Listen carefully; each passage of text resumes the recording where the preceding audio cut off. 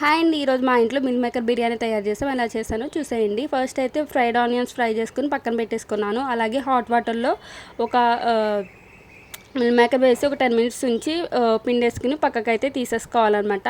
And మీరు first time నా channel చూస్తే ప్లీజ్ సబ్స్క్రైబ్ చేయండి.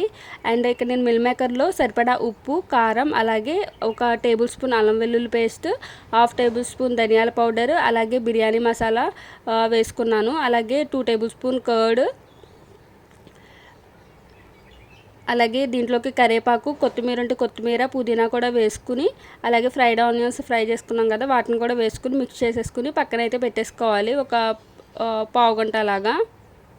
మరీ గట్టిగా అయితే మిక్స్ చేసుకోకూడదు, ఎందుకంటే మిల్ మేకర్ అనేది విడిపోతాయి మనకి.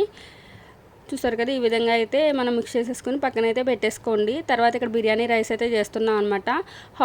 ఇక్కడ నేను ఒక బాండీలో వాటర్ పోసుకుని బిర్యానీ ఆకులు, బిర్యానీ మసాలా అన్నీ వేసుకుని ఒక హాఫ్ లెమన్ వేసుకున్నాను. అలాగే దీంట్లోకి సరిపడా సాల్ట్, అలాగే అది వాటర్ కాగిన తర్వాత దాంట్లోకి బియ్యం వేసేసుకున్నాను. రైస్ అనేది 70% అనేది ఉడకాలన్నమాట.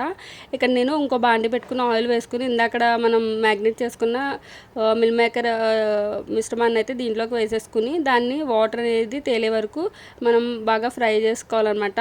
అలా ఫ్రై అయిన తర్వాత నేను ఇంకో బాండి తీసుకుని దాంట్లోకి 70% కుక్ అయిన రైస్ని వేసుకుని, అలాగే దాంట్లోకి మిల్ మేకర్ గ్రేవీని అయితే వేసుకున్నాను అనమాట. ఇలాగా తర్వాత ఇంకో లేయర్ వేసుకుని మళ్ళీ వేసుకున్నాను. ఇలాగా దీన్ని ఒక 10 మినిట్స్ దమ్ చేసుకుంటే ఎంతో టేస్టీ అయినా మిల్ మేకర్ బిర్యానీ అయితే రెడీ అయిపోతుంది.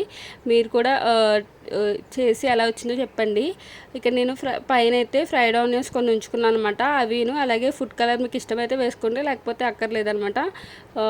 ఇలా వేసుకుని ఒక 10 మినిట్స్ దమ్ చేసుకుంటే అయితే మనకి టేస్ట్ అయితే చాలా బాగుంటుంది. సూపర్ వచ్చింది టేస్ట్ అయితే. మీరు కనుక ఫస్ట్ టైం కనుక నా ఛానల్ చూస్తే కనుక ప్లీజ్ సబ్స్క్రైబ్ చేసుకోండి. అలాగే లైక్ చేసి వీడియోని అయితే షేర్ చేయండి. ఈ బిర్యానీ అయితే చాలా బాగుంది. మీరు కూడా ట్రై చేయండి.